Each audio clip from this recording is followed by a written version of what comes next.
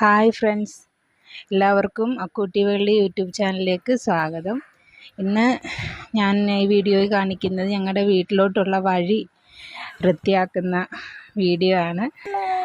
അത് വേനൽ സമയത്ത് നല്ലപോലെ വൃത്തിയാക്കിയിട്ടായിരുന്നു കുറച്ച് നാൾ മുമ്പ്. അത് കഴിഞ്ഞ് പിന്നെ മഴ പെയ്തപ്പോഴത്തേക്ക് പിന്നെ അതിലേറെ കാട് പോലായി. പിന്നെ പപ്പ ഉള്ള സമയത്ത് പപ്പ തീരെ വയ്യെങ്കിലും തീരെ തളർന്ന് കിടപ്പാവുന്നതിന് മുമ്പ് ഇതുപോലെ വഴിയിൽ ഇരുന്നിട്ട് വൃത്തിയാക്കുമായിരുന്നു. രണ്ട് സൈഡും നല്ലപോലെ വണ്ടിയൊക്കെ പോയാലും അറിയാതെ കല്ലൊക്കെ സൈഡിലോട്ട് മാറ്റിയൊക്കെ ഇട്ട് നല്ല രീതിയിൽ വൃത്തിയാക്കിയൊക്കെ ഇടുമായിരുന്നു. പിന്നെ രാത്രിയിൽ ഇപ്പം കഴിഞ്ഞ മാസം 2 മാസത്തിന് മുമ്പാണ് നമ്മുടെ വഴിയിൽ പോസ്റ്റിൽ ലൈറ്റൊക്കെ ഇട്ടത്.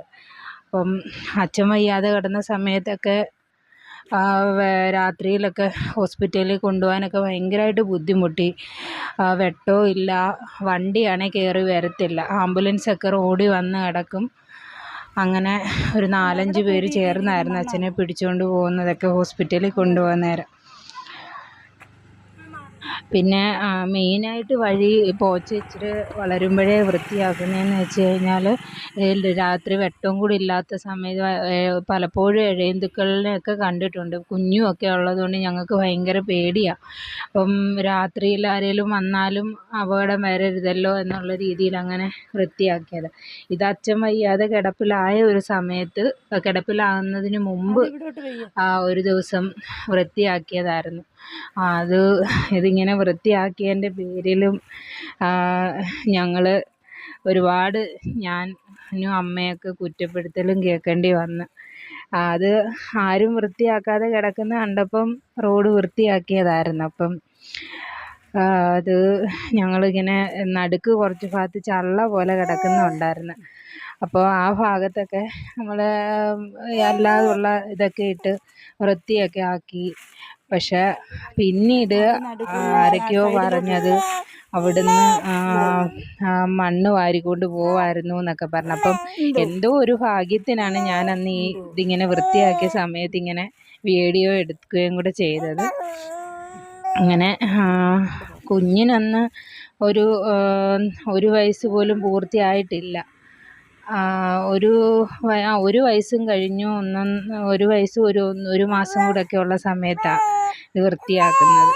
അപ്പം വേറെ ആരും വൃത്തിയാക്കുന്നത് ചെയ്യാത്തത് കൊണ്ട് അങ്ങ് ചെയ്ത. പക്ഷെ ഞാൻ അതിൻ്റെ ഇതിൽ പഴിയും കേൾക്കേണ്ടി വന്നു. പക്ഷെ പിന്നെ നമ്മൾ വേറൊന്നും വിചാരിച്ചില്ല. വഴി എല്ലാവർക്കും ആവശ്യമല്ലേ, ആർക്കും ഒരു അപകടം വരണ്ടല്ലോ എന്ന് ഓർത്തിട്ട് നമ്മളങ്ങനെ വൃത്തിയാക്കിയതാണ്. പിന്നെ വഴിയുടെ കാര്യത്തിൽ ഞങ്ങൾ ഒരുപാട് ബുദ്ധിമുട്ടി. അത് പപ്പായെ ഹോസ്പിറ്റലിൽ കൊണ്ടുവന്ന സമയത്ത് ഏറ്റവും കൂടുതൽ ബുദ്ധിമുട്ടറിഞ്ഞത്. പിന്നെ ആംബുലൻസുകാർക്ക് ഓട്ടം വിളിച്ചാൽ തന്നെയും വരാനും, അവർക്ക് വീട് വരെ വണ്ടി വരുമോ എന്ന് ചോദിച്ച് വണ്ടി വരത്തില്ല, റോഡിലിട്ടിട്ട് വരണമെന്ന് പറയുമ്പം ഒരുപാട് പേർക്കും മുഷിച്ചിലായിരുന്നു.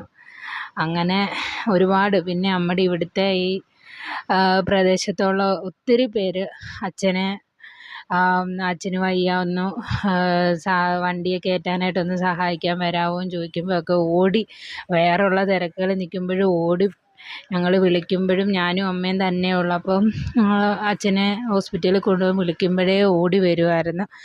അങ്ങനെ പിന്നെ ഞങ്ങളിവിടുത്തെ 10ാം വാർഡിലെ മെമ്പർ ചേട്ടനെ, നമ്മുടെ ഇവിടുത്തെ മെമ്പർ മാഡം ഒക്കെ നല്ല രീതിയിൽ നമ്മളെ ഒരുപാട് ഹെൽപ്പ് ചെയ്തു. ഒരു സൈഡിലോട്ട്